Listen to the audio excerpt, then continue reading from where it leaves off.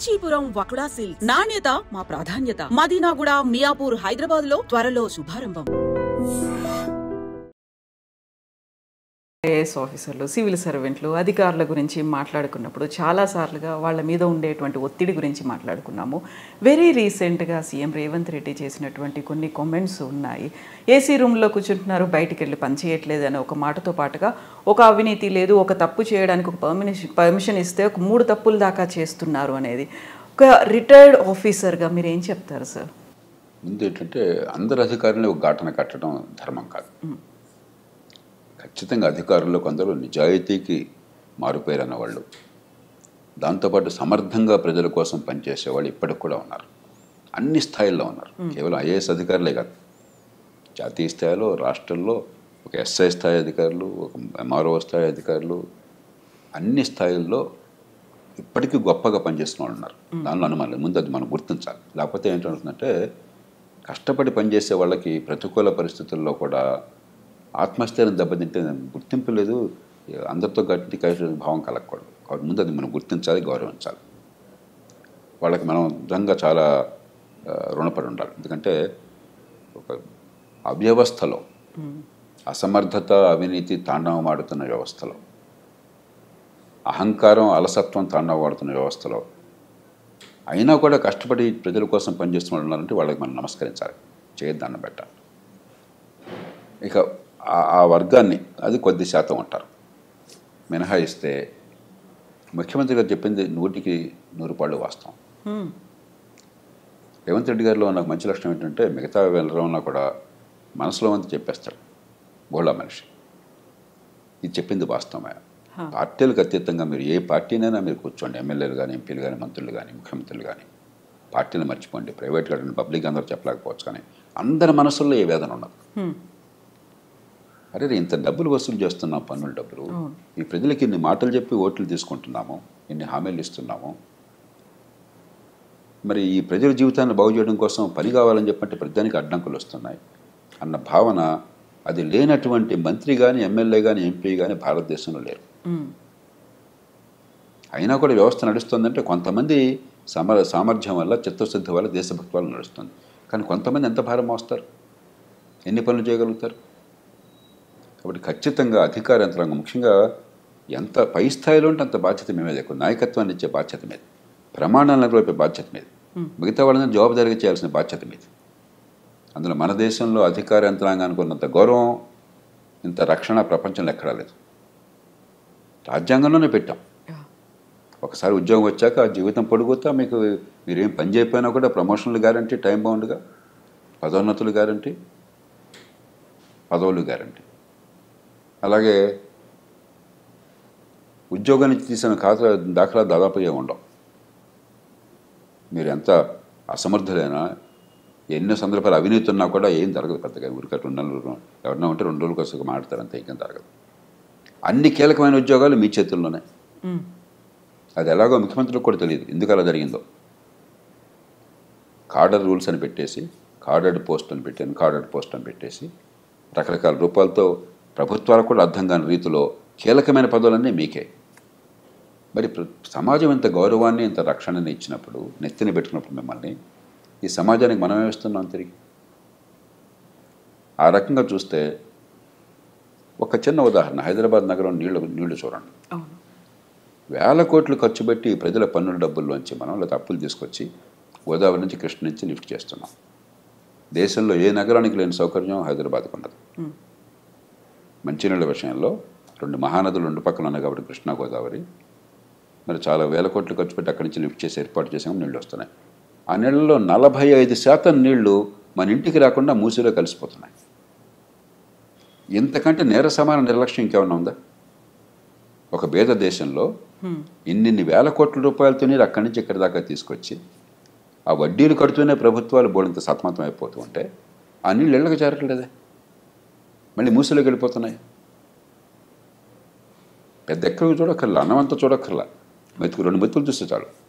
Very రీసెంట్గా కూడా చూసాం సార్, హైడ్రా తవ్వకాలకి సంబంధించి పెద్ద వాటర్ పైప్ లైన్ పగిలిపోయింది అనే మాట. అట్లాగే ఇన్ని వేల కోట్లు ఖర్చు పెడుతున్న విద్య కోసం అని చెప్పాను. గుండె మీద చేసుకుని చెప్పమానండి, మా పాఠశాలల్లో పిల్లలకి ఏ కుటుంబం నుంచి వచ్చినా కూడా ఖచ్చితంగా మంచి ప్రమాణాల విద్య అందుతోంది, వాళ్ళ ప్రతిభ వికసిస్తోంది, ఎదిగే అవకాశం వస్తుంది. మీరు చెప్పనండి ఒకసారి. నేను ఛాలెంజ్ చేస్తున్నాను మిమ్మల్ని బహిరంగంగా. ఎంత అధ్వానమైన చదువు అందుతుంది, ఇంత డబ్బు ఖర్చు పెడుతున్నామే. 25-30 వేల కోట్లు 30 వేల కోట్ల దాకా తెలంగాణ ఖర్చు అవుతాను అన్ని రూపాయల్లో పాఠశాల విద్య కోసం అయ్యే ఖర్చు. అంతా కలిపితే 21 లక్షలు 22 లక్షలు ఉన్నారు పిల్లలు గవర్నమెంట్ స్కూళ్ళలో. ఏం విద్య అందుతుంది? ఎందుకు అందట్లేదు? ఏదన్నా పట్టుకోండి, మీరు ఏ రంగమైనా పట్టుకోండి. ట్రాఫిక్ ఉంది, ఎందుకు నరకం అవుతుంది? అక్కడ రెడ్ లైట్ ఉంటే జడ్డును వెళుతుంటే వాడి మీద ఏమి రకమైన హారన్ మోగించుకుంటూ తిట్టుకుంటూ. కాబట్టి ఏదన్నా చూడండి, మన జీవితంలో రోజువారీగా మనకు కావాల్సింది ఏదన్నా చూడండి, ప్రజలు నరకం అనిపిస్తున్నారు. ఎందువల్ల? ఇది కేవలం రాజకీయ నాయకుడు బాధ్యతనా? రాజకీయ నాయకుల్లో తప్పులు లేదని అంటారు, రోజు నేను విమర్శిస్తుంటా తప్పులు ఉన్నప్పుడు. రాజకీయ వ్యవస్థలో తప్పులు చాలా ఉన్నాయి, కానీ రాజకీయ వ్యవస్థ అడ్డుకొని అనేక సందర్భాల్లో కూడా మంచినీళ్ళు అందరికంత ఏర్పాటు చేస్తే ప్రభుత్వం నాకు కాదంటారండి? మంచి విద్య అంతా ఏర్పాటు చేస్తే ప్రభుత్వం నాకు కాదంటారండి? ట్రాన్స్పోర్ట్ సిస్టమ్ బాగా ఇంప్రూవ్ చేసి అందరికీ సౌకర్యం కలిగిస్తే ఏ ప్రభుత్వం నాకు కాదంటుందండి?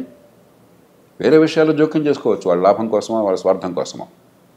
ప్రజలందరికీ మంచి సౌకర్యాలు ప్రజలు ఇచ్చిన డబ్బుతో సరిగ్గా అందజేస్తే ప్రభుత్వానికి కీర్తి వస్తుంది, ఓట్లు వస్తాయి కదా. ఏమన్నా కాదంటారా? ఏ మంత్రులన్నా కాదంటారా? ఏ ఎమ్మెల్యేనా కాదంటారా? కాబట్టి ప్రతిదానికి రాజకీయం వంక పెట్టి మధ్యతరగతి వర్గాలు రాజకీయంలో వాళ్ళని తిడతారు కాబట్టి భారవంతం వాళ్ళ మీద వేసి నపం పెట్టేసి మనం కూర్చుంటే అది ధర్మం కాదు.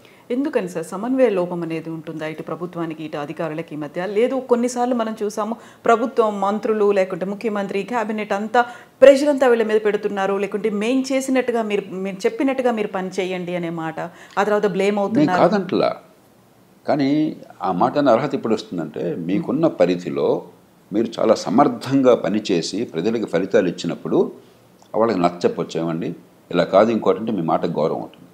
ప్రధానంలో నో అన్న మాటే మీ నుంచి వచ్చి మీ నుంచి ఏ పని కాకుండా ఉండి ప్రజలకు పనికి వచ్చేది జరగకుండా ఉండి మీరు ప్రధానికి నో అంటే వాడి నుంచి గౌరవిస్తారు మిమ్మల్ని. ఎన్నికైన వాడు వాళ్ళమే ఒత్తిళ్ళు ప్రజల నుంచి చాలా ఉన్నాయి పొద్దున్న సాయంత్రం దాకా. కాబట్టి ఈ వంక పెట్టేసి రాజకీయంలో ఉన్న వాళ్ళని తిట్టేసి మనం కూర్చుంటే ఎట్లాగా? ఈ సమాజం ఎంత గౌరవాన్ని ఇస్తుంది, ఎంత పోషిస్తుంది మిమ్మల్ని. ఇందాక నేను కొన్ని ఉదాహరణలు ఇచ్చాను. వీటిలో రాజకీయం ఏది వద్దని చెప్పండి నాకు. వీటిలో ఏ ఒక్కటైనా సరే ఒక ముఖ్యమంత్రి కానీ ఒక పార్టీ నాయకుడు కానీ ఏ పార్టీ ప్రభుత్వంలో ఉన్నా సరే మీరు ఇది చేయవద్దయా, ప్రజలకు అసౌకర్యం కలిగించండి, ప్రజలకు రవాణా వద్దు, ప్రజలకు మంచినీటి సరిగ్గా అందొద్దు, మురుగునీటి పరిధులు సరిగ్గా అవుతున్నాడు అని చెప్పాడా? కాబట్టి రాజకీయంలో తప్పు చేయట్లేదు నేను అంటలా, కానీ కొన్ని రంగాలు జరుగుతుంది చట్టబద్ధ పాలన లేదు, నిజమే. ప్రధానంలో రాజకీయ జోక్యం ఉంటుంది పోలీస్ కేసుల్లో, నిజమే. పక్కన పెట్టేద్దాం, దానికి ఏం చేయాలో ఆలోచిద్దాం. కానీ అదేం లేకుండా చాలా రంగాలు ఉన్నాయి. అక్కడ మీరేం చేస్తున్నారు, ఎందుకు చేయటం లేదు?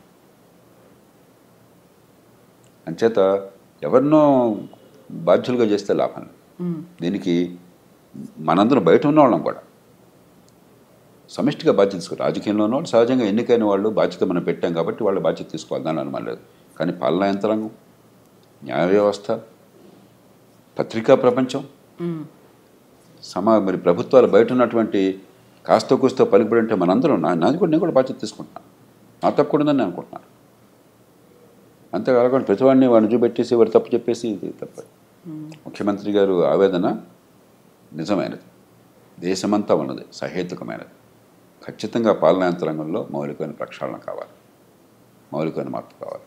ఈ పద్ధతి కొనసాగిస్తే ఇప్పుడు కొన్ని సినిమాల్లో చూస్తే, ఈ మధ్య ఒక సినిమా నేను మా శ్రీమతి చూస్తూ నేను ఒక 2 నిమిషాలు చూస్తే నాకు వాంతి వచ్చినట్టు. సినిమా చూసారు సార్ మీరు? వాడు అధికారిని వేశారట ఎన్నికల కోసం అని చెప్పని, వాడొచ్చి బస్తమే సవాలని చెప్పని, నువ్వేవాడువయా ముఖ్యమంత్రివి, లేకపోతే నువ్వేవాడువయా మంత్రివి, నేను 35 అంటాను, నేను అంత తెలుస్తాను అంటాడు. అది నిజంగా జనం తప్పట్టు పడతారు గొప్ప అనుకుని. ఇదే ప్రజాస్వామ్యం, ఇదే అధికారుల అహంకారం, ఇదే రాజ్యాంగం. మనకు చాలా విచిత్ర వాతావరణాన్ని సృష్టిస్తున్నాం ఈ దేశం. నాకు ఇది వాంతి వచ్చింది అది చూస్తే. దీనిలో అసలు ప్రజాస్వామ్య స్పృహ ఏంటి, రాజ్యాంగ స్పృహ ఏంటి, మంచి పరిపాలన గురించి అవగాహన ఏంటి, ఇదే మన ప్రజలకు చెప్తున్నది. ఎంత అజ్ఞానాన్ని మనం పెంచుతున్నాం ఈ దేశంలో. అలాగే ఈ పదవుల కోసం పడితే వెంపర్లట 15 లక్షల మంది పోటీ పడ్డం ఐఏఎస్ కోసం అని చెప్పని, జీవితం అంతా త్యాగం చేయడం, ఒక 5 ఏళ్ళు 10 ఏళ్ళు అంత ఈజీ కాదు ఐఏఎస్ ఐపీఎస్ ఆఫీసర్లు అవడము అనేది ఉంటుంది కదా సార్, చాలా కష్టపడితే వచ్చారు. ఇంత కష్టపడి వచ్చిన తర్వాత మీరు ఉద్ధరించింది ఏంటట? కరెక్టే, ఉద్ధరించింది ఏంటట? ఎందుకని జరగట్లేదు ఫలితాలు? నేను కోపంతో చెప్పట్లా, ద్వేషంతో చెప్పట్లా. నేను ఆ పదవుల్లో ఉన్నవాడిని.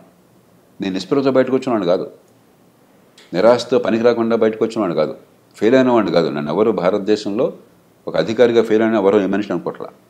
నన్ను బాగా తిట్టేవాళ్ళు కూడా ఆ మాట ఇప్పుడు అనలేంత వరకు సాధ్యం కాదు. అది ఒక ఆవేదనతో చెప్తున్నాను.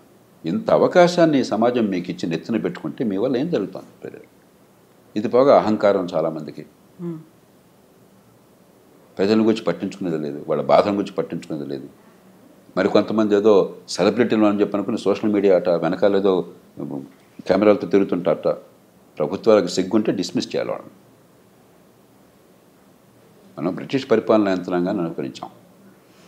ఎనానిమిటీ దానిలో ముఖ్యమైనది, మెరిటాక్రసీ, మీ ప్రతిభ వల్ల రావటం, పొలిటికల్ న్యూట్రాలిటీ, పక్షపాత రాజకీయాలు లేకుండా ఉండటం, ఎనానిమిటీ, పబ్లిక్ సర్వీస్, ఇవి మౌలికమైన లక్ష్యాలు. అవన్నీ మర్చిపోయి మీరేదో స్టార్లాగా బిహేవ్ చేయటం నాకు అర్థం కాదు. ఎంత విచిత్రంగా ఉంది అసలు, ప్రవర్తన అంత వెకిలిగా ఉంది. దాన్ని ఎలా సహిస్తున్నారు ఈ రాజకీయంలో ఉన్నవాళ్ళు? దానికి ముఖ్యమంత్రి గారిని కూడా బాధ్యతలు చేస్తున్నాను. మీరేం చేస్తున్నారు మరి? మీ ఆధీనంలో పరిపాలన యంత్రాంగం అంటే వాళ్ళు క్రమశిక్షణ పెట్టి కొన్ని ఏ రకంగా చేస్తే మేము గౌరవిస్తాం, ఏ రకంగా చేస్తే మేము ఊరుకోమని చెప్పిన సంకేతాన్ని ఇచ్చే బాధ్యత మీకు కూడా ఉంది. సో ఈ మధ్యన ఒక ఇన్సిడెంట్ చూసాము. తెలంగాణ రాష్ట్రంలో ఒక మంత్రి కలెక్టర్ మీద అసహనం వ్యక్తం చేశారు, పబ్లిక్గా వాళ్ళని విమర్శించారు అనే వాదన వినిపించింది. ఆ తర్వాత కలెక్టర్ అక్కడి నుంచి తప్పుకున్నారు, పోస్టులు పెడుతున్నారు అనేది, సో కొటేషన్స్ రూపంలో, మోటివేషనల్ కోట్స్ రూపంలో వస్తున్నాయి అనేది. ఇన్ఫ్లుయెన్స్ ఎవరిని చేస్తున్నారు సార్? నాకు ఈ సంఘటన తెలియదు కాబట్టి దాని గురించి పురాపురాలు తెలియకుండా మాట్లాడాను. మనకేమిటంటే రెండు విషయాలు మనకు చాలా స్పష్టత ఉండాలి. ప్రజాస్వామ్య సమాజంలో తుది బాధ్యత వహించేది ఎన్నికైన ప్రభుత్వము, ఎన్నికైన ప్రతినిధులు. కాబట్టి తుది నిర్ణయం తీసుకునే అధికారం రాజ్యాంగం పరిధి లోపల